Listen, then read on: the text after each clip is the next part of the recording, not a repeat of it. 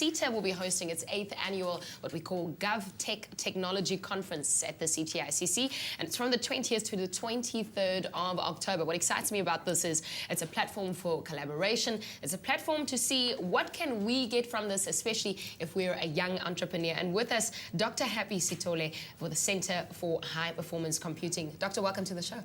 Hi, my name is Helena. Thank you. What excites me is the last time I saw you was with the Department of Science and Technology. Here we are this time. We're talking about the Center of High Performance Computing. What is your part in this year's GovTech for 2013? Look, as you know, GovTech is about information communication technology. And the Center for High Performance Computing is looking at high-end computing resources. So our role is to promote what South Africa has in terms of processing capability, and we would like to also show what are the opportunities that South Africans can have with something like the Center for High Performance Computing. So basically is to show our capability to compete with the rest of the world using ICT. Now, you talked about competing with the rest of the world. One of the things that excite me is the square kilometer array, the SCAR project that we're all talking about. When we look at this, immediately we want to ask the question, take us back to what it is and also how South Africa can gain from this global project. Look, the square kilometer array, as you can hear, is an array of telescopes, radio telescopes, and the whole motivation for this, for the scientists, is we'd like to know what is happening in the universe. And for you to be able to understand what happens in the universe, you must have specific tools that are very accurate. So the square kilometer array brings that precise understanding of the universe.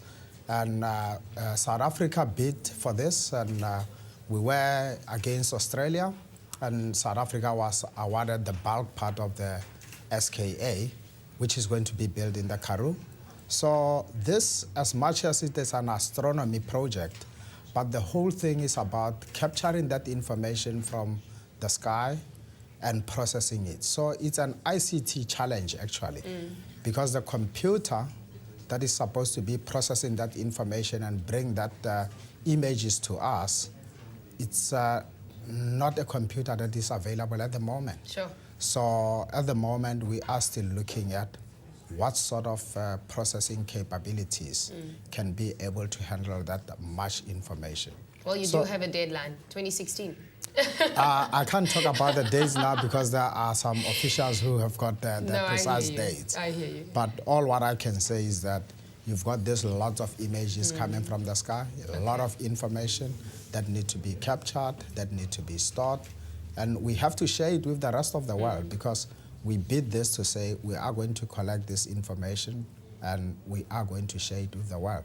So it is very important that we have got the processing capability that we can be able to share this information with the rest of the world. Doctor, you're a scientist, and it excites me, you know, that as a scientist, you can accumulate information, you can share some, our youth can get involved. How can our young entrepreneurs, something that I'm very passionate about, get to be part of this project, seeing that you guys are at GovTech this year as well, also part of the SCAR project? Ilana, these initiatives that I'm talking about from the Center for High Performance Computing and the Square Kilometer Array, these are government initiatives. And one of the key things is for us to be able to handle this project effectively, we need to look at the future, and the youth plays an important role.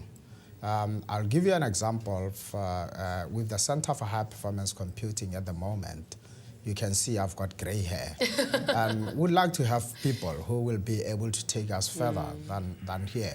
So we've got programs where we bring in our young students, introduce them to high-performance computing. Actually, just this year in June, we have a team of 6 students who were competing with the rest of the world in Germany. Excellent. And South Africa won gold. Good. So we have shown that we can build supercomputers from scratch. And here I'm talking about undergraduate students. So there is those opportunities that we present. But with the square kilometer array specifically, we bring in astronomy back to life. So you should see the excitement already of the students who now want to do astronomy, and the country is providing those opportunities. So I think that this is exciting. It is South exciting. Africa will be hosting the largest supercomputer in the world, and our youth should take a lead in here. And we can only provide those opportunities for them. Thank you, Doctor. I really appreciate it. Dr. Happy Sithole, Director, Center for High Performance Computing. And you heard it, we can all be a part of this as we make science exciting in our country and bring more gold home. Well, from one science topic to our scientist in our technological department, I'm talking about our tech guru. Here they are, or he is, with you.